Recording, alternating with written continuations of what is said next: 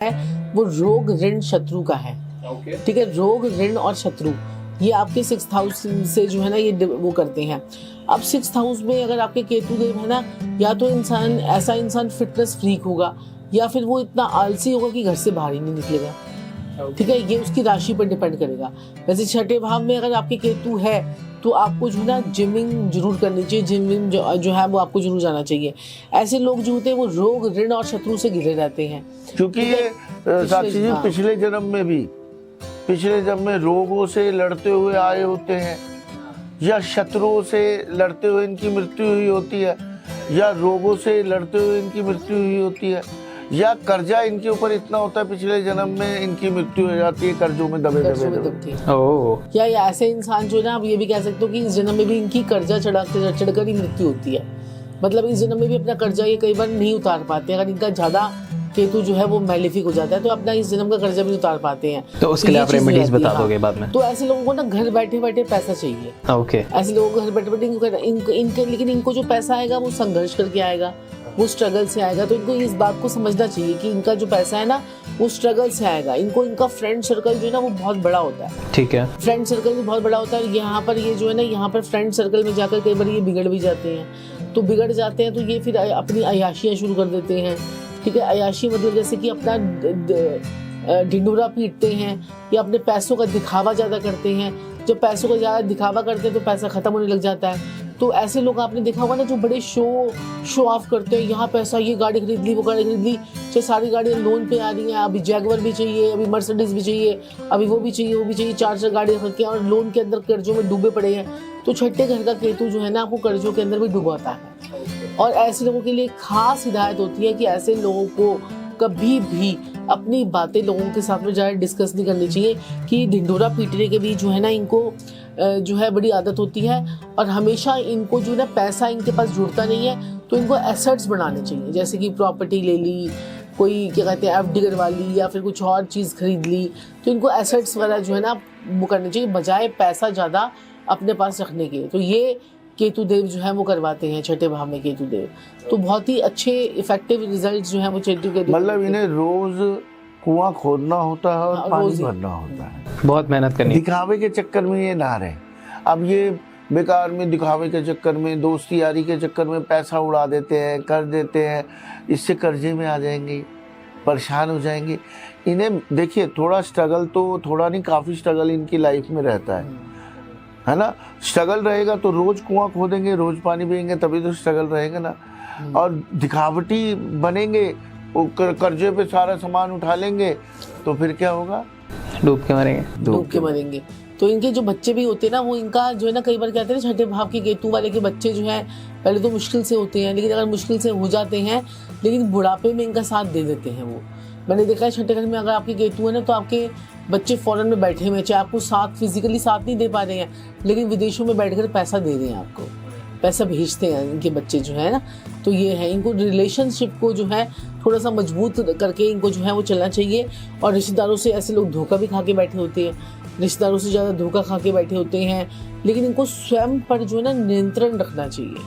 नियंत्रण मतलब कंट्रोल रखना चाहिए।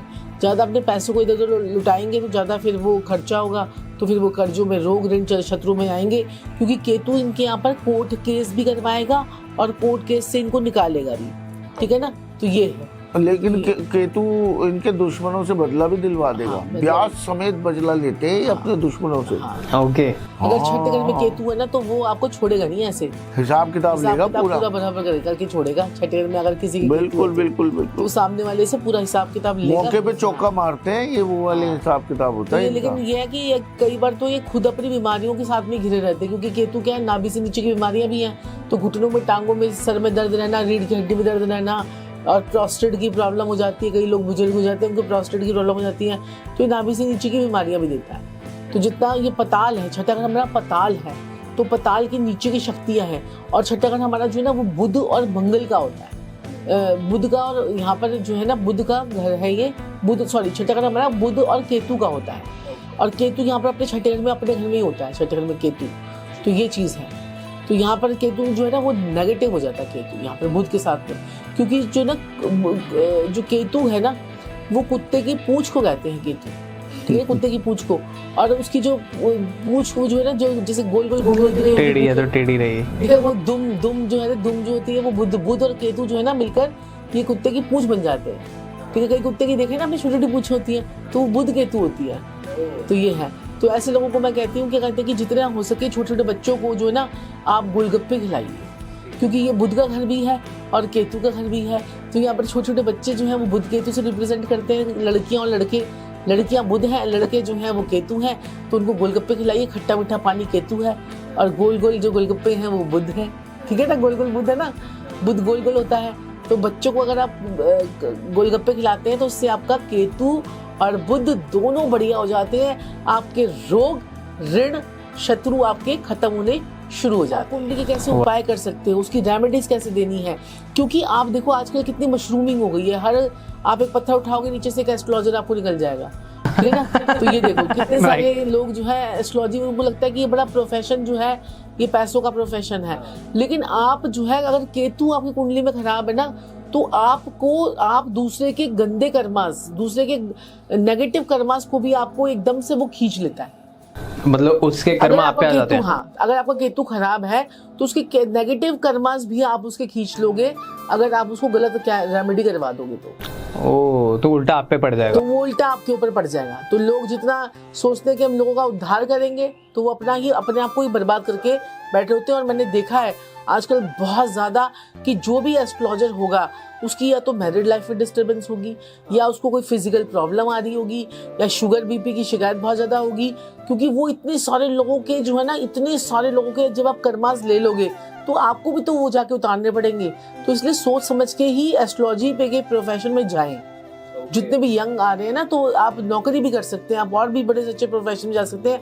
अगर जा रहे हैं तो अपना बचाव करना सीख लें, क्योंकि अगर आपने अपना बचाव करना नहीं सीखा ना, तो लोगों की इतनी नेगेटिविटी आपके ऊपर आएगी कि आपसे संभाली नहीं जाएगी। अब 4 लोग, अगर मेरे पास इतने सारे एस्ट्रोलॉजर भी हैं जो हमसे एस्ट्रोलॉजी सीख रहे हैं, वो भी ये कहते हैं कि मैम उपाय तो बता देते हैं, लेकिन नेगेटिविटी को जो है ना लोगों की झेल नहीं पाते हैं, अगले दिन बीमार पड़ जाते हैं। तो नेगेटिविटी आपको लोगों की झेलनी भी आनी चाहिए।